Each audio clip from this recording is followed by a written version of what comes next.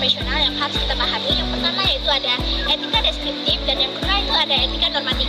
Etika deskriptif adalah etika yang berusaha untuk meneropong secara kritis dan rasional tentang perilaku dan sikap manusia dan apa yang ingin dikejar oleh manusia sebagai sesuatu yang bernilai. Etika deskriptif memberikan fakta sebagai dasar untuk mengambil keputusan tentang perilaku dan sikap yang mau diambil. Yang kedua yaitu etika normatif. Etika normatif yaitu etika yang berusaha untuk menetapkan berbagai sikap dan perilaku manusia yang seharusnya dimiliki oleh manusia dalam hidup. Ini sebagai sesuatu yang bernilai.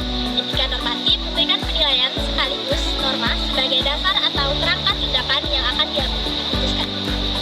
Jadi dapat dipahami bahwa etika deskriptif itu menggambarkan tentang perilaku manusia dalam kehidupan sehari-hari, sedangkan etika normatif yaitu norma yang dapat mengarahkan manusia untuk yang dapat membimbing manusia untuk ke arah perilaku yang lebih baik dan menghindari perilaku yang buruk. Selanjutnya, pengertian kode etik guru PAI di Indonesia. Kode etik guru PAI di Indonesia adalah pedoman, aturan-aturan, norma-norma tingkah laku yang harus ditaati dan diikuti oleh guru yang profesional dalam melaksanakan tugas dan tanggung jawabnya sehari-hari sebagai guru profesional dan tidak lepas dari Al-Quran dan Al-Hadis. Selanjutnya, yaitu tujuan kode etik guru di Indonesia. Pada dasarnya, tujuan merumuskan kode etik dalam suatu profesi adalah untuk kepentingan anggota dan kepentingan organisasi profesi itu sendiri. Secara umum, tujuan mengadakan kode etik adalah sebagai berikut. Yang pertama, untuk menjunjung tinggi martabat profesi. Dalam hal ini, kode etik dapat menjaga pandangan dan kesan dari pihak luar atau masyarakat umum agar jangan sampai memandang rendah atau terhadap profesi yang bersangkutan. Oleh karena itu, setiap kode etik suatu profesi akan melarang berbagai bentuk tindak tanduk atau kelakuan anggota profesi yang dapat mencemarkan nama baik profesi. Yang kedua, untuk menjaga dan memelihara kesejahteraan para anggotanya. Yang dimaksud kesejahteraan di sini meliputi baik kesejahteraan lahir atau material maupun kesejahteraan batin atau spiritual atau mental. Kode etik juga sering mengandung peraturan-peraturan yang bertujuan untuk membatasi tingkah laku yang tidak pantas atau tidak jujur bagi para anggota profesi dalam berinteraksi dengan sesama rekan anggota profesi. Yang keempat, untuk meningkatkan mutu profesi. Untuk meningkatkan mutu profesi, kode etik juga memuat norma-norma dan anjuran agar para anggota profesi selalu berusaha untuk meningkatkan mutu pengabdian para anggotanya. Dan yang kelima, untuk meningkatkan mutu organisasi profesi. Untuk meningkatkan mutu organisasi profesi, maka diwajibkan kepada setiap anggota untuk secara aktif berpartisipasi dalam membina organisasi profesi dan kegiatan-kegiatan yang dirancang organisasi. Fungsi kode etik profesi guru PAI. Fungsi kode etik profesi guru PAI dibuat untuk melindungi profesi sesuai ketentuan dan kebijakan perundang-undangan yang berlaku, sehingga mencegah ketidakpuasan dan konflik di antara para staf pelaksana.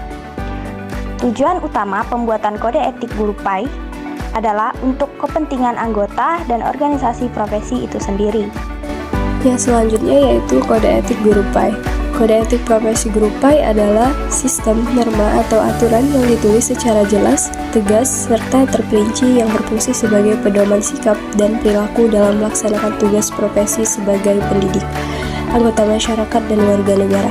Pedoman ini membedakan perilaku guru yang baik dan buruk, yang boleh dan tidak boleh dilakukan oleh guru saat menjalankan tugas-tugas profesionalnya untuk mendidik, mengajar, membimbing, mengarahkan, melatih, menilai, dan mengevaluasi siswa, serta sikap pergaulannya baik saat di sekolah maupun di luar sekolah. Dan yang terakhir, fungsi kode etik guru PAI dalam tugas dan berbagai bidang kehidupan. Keluarga adalah kelompok masyarakat terkecil yang terdiri atas jumlah yang kecil karena hubungan saudara dan sekerabat, dan terdiri dari ayah, ibu, dan anak. Para ahli sosiologi juga menyebutnya dengan istilah keluarga inti. Dapat diperluas juga dengan adanya kakek, nenek, ipar, pembantu, dan lainnya.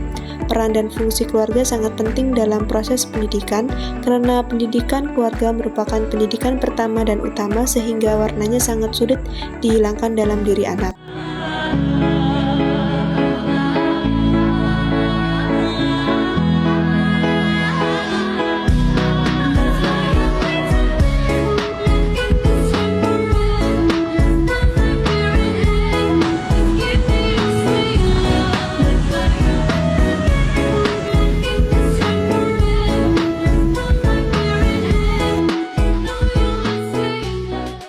behind the scene. Yang pertama itu ada model-model etika dalam guru.